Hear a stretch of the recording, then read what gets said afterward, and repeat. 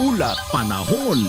Lightmates, maganda na po sa mainit na panahon ngayong araw, lalo na sa 4 na lugar na inaasahang makaranas ng danger level na heat index ayon sa Pag-asa. Ang karagdagang detalye kung ano-ano ang mga lugar na yan sa report ni Miko Agustin. Miko?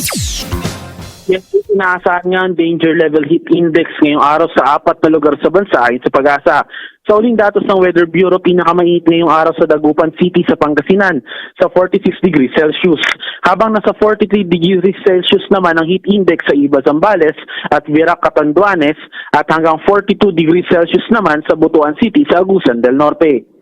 Sa Metro Manila, posibleng umakyat sa 37 degrees Celsius ang mararanasang init lalo ng bandang tanghali.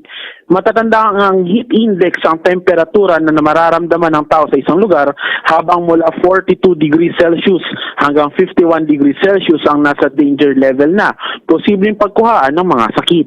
Nagbabala pa ang Pag-asa na posibleng umabot pa sa 50 degrees Celsius ang mararamdamang heat index ngayong panahon ng tag-init.